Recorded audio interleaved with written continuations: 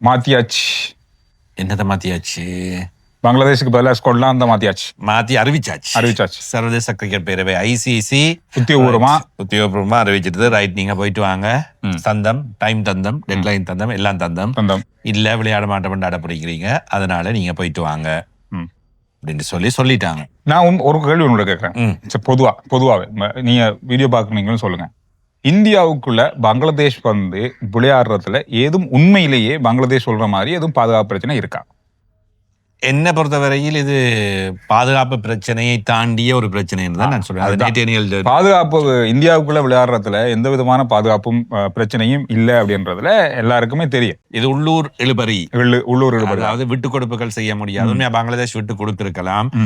பங்களாதேஷ் இவ்வளவு பெரிய அளவில் முரண்டு பிடிக்க வேண்டும் என்ற தேவை இருக்காது. என்னால் இப்பொழுது பங்களாதேஷ் இன்னும் கிரிக்கெட்டில் ஒரு உச்சம் தொட்ட மிகப்பெரிய அணியாக பாகிஸ்தான் அளவுக்கு கூட இல்லை. அப்ப அவர்கள் வளர்ந்து வருகின்ற அணியாகத்தான் இன்னும் இருக்கின்றார்கள். எனவே அவர்கள் தங்களுக்கு கிடைக்கக்கூடிய வாய்ப்புகளை பாவித்துக் கொண்டு வளர வேண்டும். இப்பொழுது சந்துரு, சர்வதேச கிரிக்கெட் பேரவையின் போட்டிகளில் பங்கு பெற்றாமல் போனதனால் சில வேளைகளில் விசாரணைக்கு உட்படுத்தப்பட்டு பங்களாதேஷ் அணி தடை செய்யப்படலாம் என்ற ஒரு பேச்சு இருக்கின்றது. அல்லது குறிப்பிட்ட ஒரு காலத்துக்கு இவர்களுக்கு கிரிக்கெட்டுக்குள் விளையாட முடியாமல் போகலாம். அதே மாதிரி உலகக்கிணத்தில் பங்கு பெற்றுகின்ற வேளையில் மிக பெரும் அளவிலான பணம் கிடைக்கும் அந்த கிரிக்கெட் கட்டுப்பாடு சபைகளுக்கு. எனவே இப்பொழுது அது கிடைக்காமல் போகின்றது, அது இல்லாமலே போகின்றது. இன்னும் ஒரு விஷயம் இருக்கு. 2031 வரப்போற T20 உலகக்கிணத்தை இந்தியா பங்களாதேஷ் சேர்ந்து நடத்துறதா இருந்தது. இப்ப இது அப்படியே நடக்க போகுதுன்னு தெரியல. ஆனா அது பங்களாதேஷிடம் இருந்து இப்பொழுது ஏதாவது நடவடிக்கைகள் எடுக்கப்பட்டால் கைவிட்டு போவதற்கான நிலைமைகள் நிறைய இருக்கின்றன. அதுவும் மீண்டும் இந்தியாவிடம் தான் அந்த கட்டுப்பாடு அல்லது கண்ட்ரோல் இருக்கின்றது. எனவே அது இலங்கை பக்கமாக மாறுவதற்கான வாய்ப்பு நிறைய இருப்பதாகவும் சொல்லப்படுகின்றது. இன்னும் 5 வருடங்கள் இருக்கின்றன. ஆனால் உங்களுக்கு தெரியும், உலகக்கிண்ணம் என்று வருகின்ற வேளையில் 4-5 வருடங்களுக்கு முதல் முடிவு செய்து அந்தந்த நாடுகளிடம் அதை பொறுப்பு வழங்கி விடுவார்கள். இந்த வருஷத்துக்குள்ள நடக்கும். அது முக்கியமானது. நேரம் இது T20 உலகக்கிண்ணம் முடிவடைந்ததும் அந்த முடிவுகள் எடுக்கப்படும். அநேகமாக T20 உலகக்கிண்ணம் முடிவடைந்ததன் பின்னர் பங்களாதேஷுக்கு எதிரான நடவடிக்கைகள் அல்லது பங்களாதேஷ் என்ன செய்வதென்ற விஷயங்கள் வரும். இன்னும் ஒரு பக்கம் சந்துரு, பங்களாதேஷ் கிரிக்கெட் அணியின் வீரர்கள் தாங்கள் உலகக்கிண்ணத்தில் விளையாட வேண்டும் என்பதில் விடாப்பிடியாக இருந்தார்கள். அது நான் ஒரு சில செய்திகள் ட்விட்டர்ல பார்க்கும்போது இதுக்கும் அணி வீரர்களுக்கும் இந்த நிர்வாகத்துக்கும் பெரிய ஒரு முரண்பாடு இருக்கத்தான் தெரியுது. வீரர்கள் நான் இந்தியா போய் விளையாடுறதுல எனக்கு எந்த பிரச்சனையும் இல்லை அப்படின்ற தனிப்பட்ட கருத்துக்கள் இருக்கிறதா சொல்றாங்க. ஆனா உத்தியோகபூர்வம் யாரும் விளையாடியும் அந்த கருத்துக்கள் இருக்கு. ஏதோ 2 நாடுகளும் தங்களுக்குள் இருந்த இழுபறிகளை கொண்டு வந்து மீண்டும் விளையாட்டில் காட்டி இருக்கின்றார்கள். எனவே இது ஆரோக்கியமான விஷயம் அல்ல.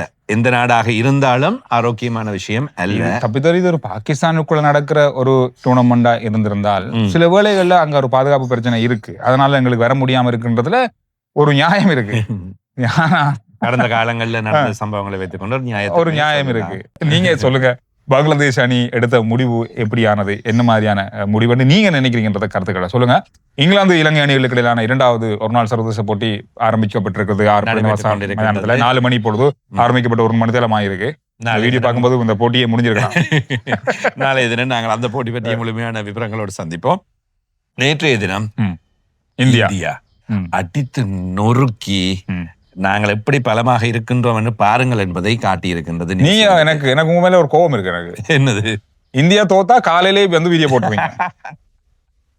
அது எங்கள் 2 பேர் இந்தியா வெண்டு சென்றதுன்னா எங்க இருட்டாகுது சரி பாப்பா போடுவோன்றதுக்காக ஒரு வீடியோ வந்து நீ இந்தியா வெண்டு சொல்லி ஒரு வீடியோ போடுறீங்க. இப்பதானே உங்களோட கோபம் இருக்கு. இது நான் சொல்றதா இல்ல நீங்க என்ன சொல்றதா? சரி, எப்படியோ வீடியோ செய்யறதா?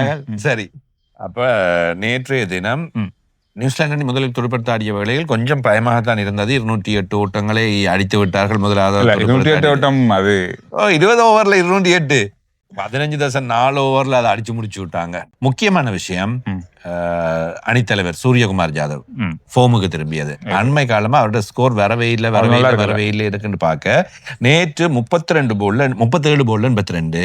அதே மாதிரி மீண்டும் அணிக்குள்ள கொண்டு வரப்பட்ட இஷான் கிஷன், இவர் கொஞ்சம் இவருக்கு குழப்படியெல்லாம் கொஞ்சம் விட்டார்.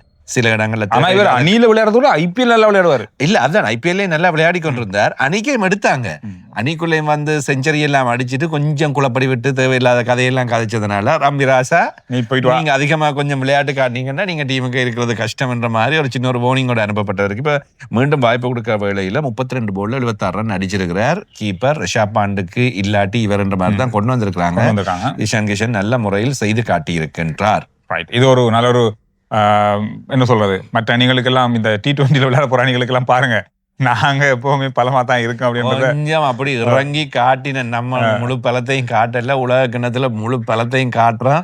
அதுக்கு பிறகு டீமை பத்தி கதைக்க போறீங்களா, கம்பீரை பற்றி கதைக்க போறீங்களா, யாரை பற்றி கதைக்க போறீங்க நீங்க எல்லாம்ன்ற மாதிரி சொல்ல போனா இந்த விமர்சனங்கள் எல்லாமே இந்தியா மேல வைக்கப்படுறதுக்கு காரணம், இந்தியா அணி கொஞ்சம் கூட எங்கேயுமே தடுமாறக்கூடாது. தடுமாறினா போச்சு, அவ்வளவுதான்.